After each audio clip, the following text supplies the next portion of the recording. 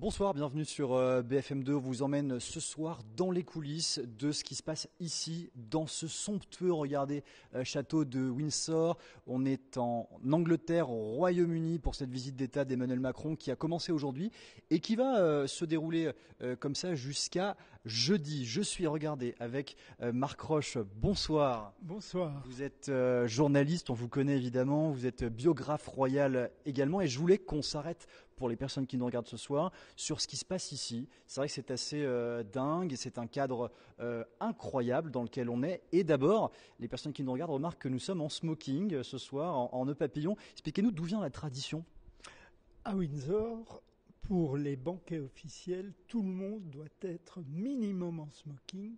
Et quand vous êtes invité, c'est en queue de pie. Donc c'est une vieille tradition. Pour les femmes, c'est bien sûr robe longue et tiare et bijoux. C'est parce qu'il y a un cachet à Windsor. C'est la résidence de week-end du roi. Et peu de visites d'État ont lieu. La dernière remonte à 2014, le président irlandais. Mais les Français ont été particulièrement choyés. Bon, la reine Elisabeth II était francophile et francophone. Et donc, sous son règne, et Chirac en 2004 et Sarkozy en 2008 ont été invités à Windsor, ce qui est quand même rare. Alors vous suivez cette actualité royale au quotidien, vous êtes au fait de tout ce qui se passe. Si on fait un peu le tour de ce qu'on a pu voir en exclusivité il y a quelques instants, c'est-à-dire cette table incroyable avec tous les invités, qu'est-ce qui vous a frappé? La présence de certains plus que d'autres? D'abord, moi j'ai assisté comme invité aux deux banquets d'État pour les Chirac et Sarkozy. La table est énorme, 160 convives. Alors c'est pas des petites tables comme à l'Élysée, oui, c'est une seule table, c'est ça. Très longue.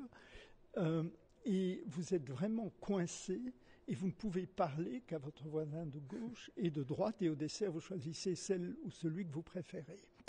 Mais ce qui est marquant, c'est la grandiose de ce St. George Hall et aussi le fait qu'il y a un petit décalage entre la grandeur de l'endroit et le menu qui est quand même relativement minceur, même si les vins sont toujours très bons. C'est-à-dire, quand vous dites qu'il y a un décalage entre le menu et le cadre, expliquez-nous. Mais le cadre est majestueux, est extraordinaire. La forteresse a été construite par Guillaume le Conquérant en début du XIe siècle. Et donc c'est extraordinaire, des tapisseries partout. C'est incroyable, rien qu'ici. Des toiles de maître, des armures.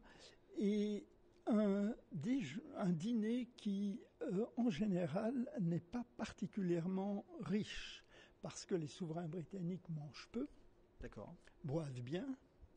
Le roi Charles III est austère. Il est quasi végétarien.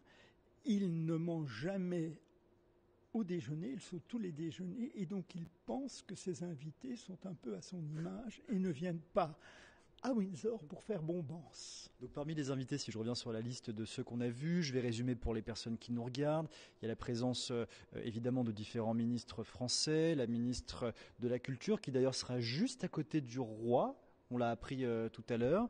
Il y a également, bien évidemment, Brigitte Macron, Sébastien Lecornu, le ministre des Armées, Jean-Noël Barrot, le ministre des Affaires étrangères, et puis des personnalités du monde culturel, du monde également de la musique. Je pense au chanteur Mika, il y a Elton John également qui est présent. Il y a d'autres noms qui vous ont frappé, vous?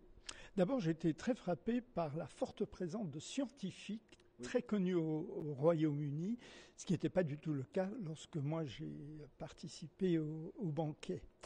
Moi, ce qui m'a frappé, c'est bien sûr la présence de pop stars qui sont tout anoblis et qui montrent bien que la famille Windsor est assez ouverte d'abord sur les arts et puis pense beaucoup au soft power, c'est-à-dire au pouvoir d'influence que représente ce banquet d'ailleurs, qui va être retransmis dans le monde entier, qui permet au Royaume-Uni, devenu une puissance moyenne depuis le Brexit, de boxer dans une catégorie pugilistique supérieure à sa taille.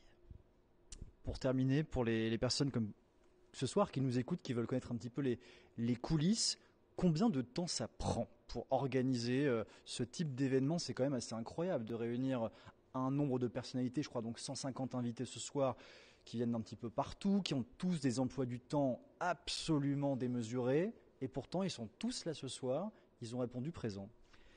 Personne ne refuse une invitation du roi d'Angleterre. Et donc tout le monde est là. C'est très rare que les gens boycottent.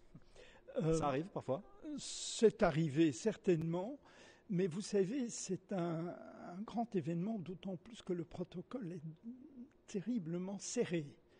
Et je me souviendrai toujours, et ça explique sans doute sa présence aujourd'hui à côté du roi, Rachida Dati, parce que lors de la visite de Sarkozy, alors qu'elle était ministre, on ne lui avait pas trouvé de partenaire pour le défilé officiel et il en avait été terriblement offusqué et sans doute les Britanniques ont décidé de la surclasser en la mettant à côté du roi. Parce que c'est pas commun qu'une ministre de la Culture française soit à côté du roi. Ministre de la Culture française, ça ferait, je dirais, la moitié de table. Alors moi j'étais en fin de table, donc c'est déjà mieux que moi, mais quand même, à côté d'un roi normalement, c'est un haut personnage de l'Élysée ou une grande personnalité française vivant à Londres ou quelqu'un que le roi aime particulièrement. Pour terminer, c'est vrai que c'est un cadre qui nous frappe tous. On a l'impression d'être totalement hors du temps en fait ici dans cette magnifique demeure. Pourtant, ça continue. Décennie après décennie, siècle après siècle, ces traditions, elles ne s'arrêtent pas. C'est pour l'éternité que ça va durer comme ça. La monarchie britannique s'adapte. Il est très clair que vu les problèmes économiques, sociaux, politiques que connaît le Royaume-Uni, elle doit continuer à déployer, comment dirais-je, le grand théâtre, parce que c'est le roc du peuple. Et la monarchie britannique, c'est le dernier pilier qui reste quand tout va mal. Et donc c'est très important, cette continuité historique que représente cet endroit, sachant que ceci est un palais appartenant à l'État et non pas au roi. Il en a l'usufruit. Il a lui-même près de 11 palais, châteaux, maisons, mais Windsor, c'est l'État britannique et donc cela signifie que c'est un événement d'État et pas un événement privé. Je vous remercie Marc Roche d'avoir partagé votre expérience et tout ce que vous avez vécu d'absolument incroyable, notamment vous l'avez dit avec ces 2 banquets d'État, qui est une expérience absolument hors du commun que pas grand monde sur cette terre n'aura vécu. Je vous remercie pour ça et donc on va continuer de suivre nous évidemment sur BFM TV et BFM2 l'ensemble de cette visite d'État. Dans quelques heures demain il y aura notamment des séquences d'échanges sur le thème de la culture, le thème de l'intelligence artificielle et une grosse journée également qu'on vivra ensemble en direct jeudi qui sera plus une journée consacrée aux enjeux internationaux puisque nous suivrons une conférence de presse notamment qui aura lieu sur une base militaire de l'OTAN, conférence de presse conjointe entre Emmanuel Macron et le Premier ministre britannique pour aborder évidemment les grands bouleversements du monde. Ce cadre n'est pas anodin puisque initialement cette conférence de presse ne devait pas avoir lieu sur cette base militaire, ça a changé au dernier moment. On suivra évidemment toutes ces réactions et beaucoup d'images des coulisses qu'on vous fera vivre ensemble toute la journée de demain et de jeudi. Bonne soirée sur BFM2.